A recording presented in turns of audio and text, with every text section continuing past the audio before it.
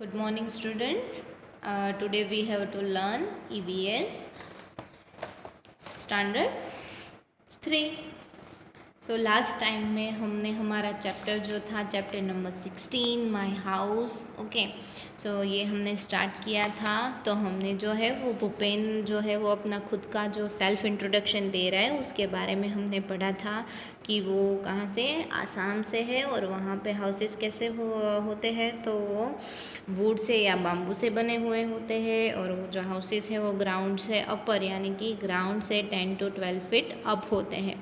Okay उसके बारे में पढ़ा था। आज हम उससे आगे बात करने वाले हैं। तो लास्ट हमने पेज नंबर 106 वाला जो क्वेश्चन आंसर था वो कंप्लीट कर लिया है।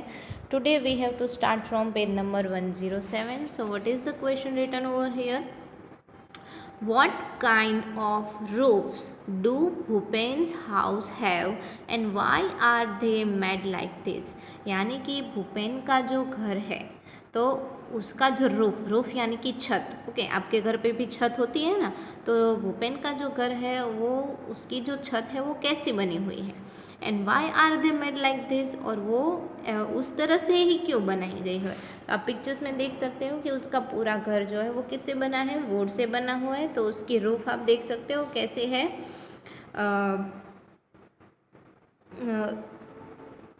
उसकी जो रूफ है वो स्लेंट यानी कि क्या तो गुजराती में कहवाय ने ढाल वालू ओके।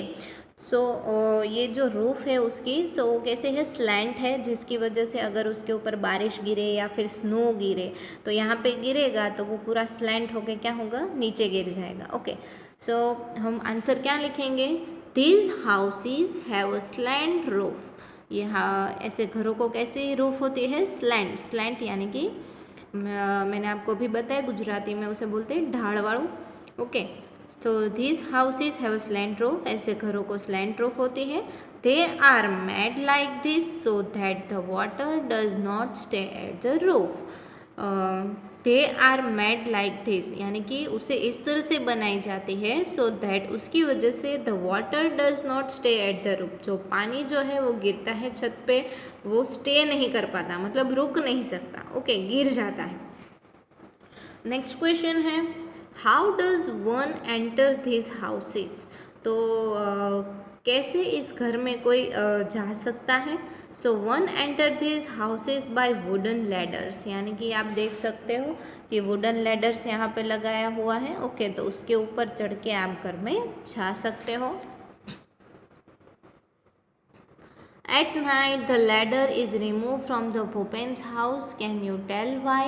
ओके रात में ये लोग क्या करते हैं कि ये जो लैडर लगाया हुआ है वो रात में ले लेते हैं। तो ऐसा क्यों करते हैं? आपको पता है क्यों किया जाता है? क्योंकि अगर कोई इंसान जो ऐसे एरिया में रह रहा है तो वहाँ पे वाइल्ड एनिमल यानी कि जंगली जो प्राणी है वो घर में घुसने का डर जो है वो ज़्यादा रहता है ना। जिसकी वजह से वो लैडर ले लेते हैं जिसकी वजह से वो जो एनिमल है उसे उस पर चढ़ ना पाए और ना ही घर में घुस पाए। तो क्या लिखेंगे हम? This is done in order to prevent any unwanted animal entering the house यानी कि ये जो है वो क्यों किया जाता है? This is done in order to prevent any unwanted animal entering the house यानी प्रिवेंट करना मतलब रोकना। तो अनवांटेड एनिमल मतलब कोई भी ऐसा एनिमल जो हमारे घर में ना घुसने जैसा हो ना उसे अनवांटेड यानी कि वो हमें नहीं चाहिए। सो अनवांटेड एनिमल को हम घर पे नहीं घुसने दें उसी वजह से ये किया जाता है यानी कि लैडर को निकाला जाता है ओके। उसके बाद लिखा है what are the difficulties faced in making stone houses. Okay आपको ऐसा क्वेश्चन होना चाहिए कि अभी ये एरिया में वुड से ही मतलब लकड़ी से ही घर बनता है ना तो स्टोन से क्यों नहीं? अगर हम स्टोन से बनाए तो उसमें कौन कौन सी डिफ़िकल्टीज आती है? आपको पता है ताजमहल जो है वो पूरा स्टोन से बना हुआ है ना। तो स्टोन हाउसेस बनाने में कितना टाइम जाएगा और उसे बनाने के लिए प्रॉपर हमें इंजीनियर भी चाहिए। सो उसमें बहुत सारी डिफ़िकल्टीज़ फेस होगी क्योंकि उसे कट करने में कितना टाइम जाएगा। सो बहुत सारी डिफ़िकल्टीज़ है स्टोन हाउसेस बनाने में। आपको ये आंसर जो है वो खुद से लिखना है कि कौन कौन सी डिफ़िकल्टीज़ आती है ओके। तो ये आंसर आपका होमवर्क है। कि क्या क्या हम डिफ़िकल्टीज फेस करेंगे स्टोन हाउसेस बनाने में। स्टोन हाउसेस मतलब पत्थर का घर बनाने में। तो पत्थर का तो आपको पता ही है कितने हार्ड होते हैं, सो उसमें तो बहुत सारी डिफ़िकल्टीज फेस होती हैं। उसके बाद है नाउ इट वॉज चमेलीज टर्न। अभी किसका टर्न आया? चमेली का। फर्स्ट कौन था? भूपेन था, जो कहाँ से था? आसाम से था। ओके, अभी है चमेली सेकंड स्टूडेंट। शी सेड, वो बोलती है आई केम फ्रॉम मनाली। वो कहाँ से आई है? कहाँ से? वो मनाली से। ओके, मनाली से आई है। Which is a hilly area. Hilly area मतलब क्या? तो आपको पता है हिली एरिया मतलब क्या? तो आप देख सकते हो यहाँ पे छोटे छोटे हिल्स हैं। सो माउंटेन जैसे बड़े नहीं होते हिल्स, उसमें हाइट, उससे हाइट में थोड़े छोटे होते हैं, लेकिन हर जगह पे ऐसे गड्ढे वाली ज़मीन, कहीं पे हाई है, कभी है लो, कभी किसी जगह पे लो है, तो उसे हिली एरिया बोलते हैं। At our place it rains heavily. उसके प्लेस पे रेन जो है वो बारिश जो है हैविली मतलब ज़्यादा होती है। एंड स्नो एज वेल, और स्नो भी गिरता है वहाँ पे। And wet is very cold, और वहाँ पे बहुत ठंड भी होती है। We like to sit in the sun. वो क्या बोलते हैं कि हमें सन में, यानी कि दोपहर को जब सन निकलता है तो उसमें हमें बैठना बहुत मज़ा आता है, हम पसंद करते हैं।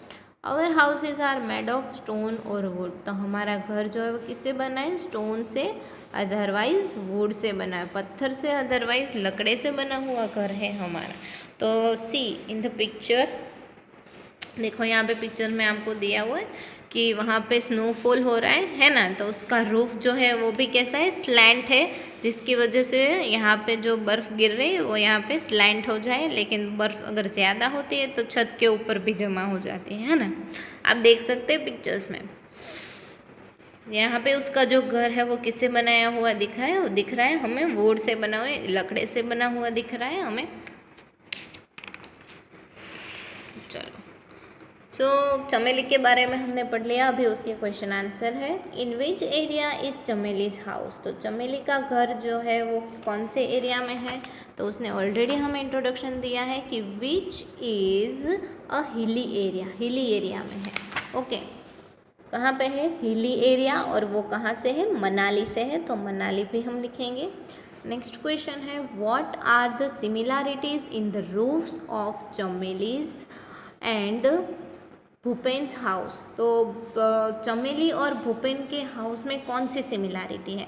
तो मैंने अभी आपको बताया कि घर का जो रूफ है वो कैसा है? स्लैंट है। इसका भी घर का रूफ है वो कैसा था? स्लैंट था। ओके, तो हम आंसर में लिखेंगे the similarities in the roofs of Chameli's and Bhupen's house is that they are slant. की जो सिमिलैरिटी है रूफ की चमेली के घर की एंड भूपेन के घर की, तो वो क्या है? उसकी जो रूफ है वो कैसी है? स्लैंट है।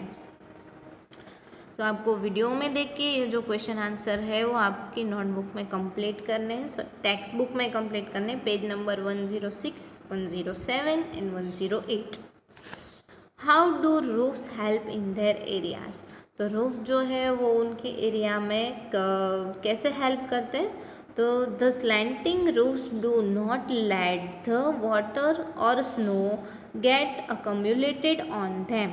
यानी कि स्लैंटिंग रूफ होने की वजह से वाटर अदरवाइज स्नो, ये जो है हमने बीच में लाइन खींचे हैं, वाटर या स्नो जो है वो अकम्युलेटेड ऑन देम, यानी कि उस पर इकट्ठा नहीं हो सकते। ओके, तो स्लैंटिंग रूफ होने की वजह से वाटर या जो स्नो है वो उसके छत के ऊपर यानी कि रूफ के ऊपर इकट्ठा नहीं हो सकते, वो गिर जाते हैं। उसके बाद है what are the benefit of living in pucca houses. पक्का हाउसेस और कच्चा हाउसेस। पक्का हाउस मीन्स व्हाट? तो हम जो अर्बन एरिया में रहते हैं, वेल डेवलप्ड एरिया में रहते हैं, तो हमारे घर जो है वो पक्का हाउसेस है। अदरवाइज़ कोई लोग जो है वो हट में रहते हैं ना, तो उसे कच्चा हाउसेस बोलते। सो हम पक्का हाउसेस में रह रहे हैं ना, तो उसकी क्या क्या बेनिफिट्स है, तो ये भी आपको खुद से लिखना है, ये भी आपका होमवर्क है। मुझे पता है सबका घर जो है वो पक्का हाउस ही है ना। तो आप पक्का हाउस में रहते हो तो आपको क्या क्या बेनिफिट मिलता है अपने पक्का हाउस से? तो it is protect to us from the rain, from the sun, from the dust, from the wind and from the cold. Okay so हमारा घर जो है वो हमें प्रोटेक्शन देता है सन से, विंड से, रेन से, कोल्डनेस से. ओके सो ये जो चीज़ें आपको सोचनी है और यहाँ पे लिखनी है. आज के लिए बस इतना ही. नेक्स्ट लेक्चर में हम मिताली एंड अनुज से स्टार्ट करेंगे किड्स. ओके सो ये जो क्वेश्चन आंसर मैंने आपको करवाए हैं यहाँ तक और ये वाला होमवर्क में है, ये आपको लिखने हैं और ये वाले क्वेश्चन आंसर्स भी आपको वीडियो में देख के कंप्लीट करने हैं. नेक्स्ट लेक्चर में हम इससे आगे पढ़ेंगे. Thank you.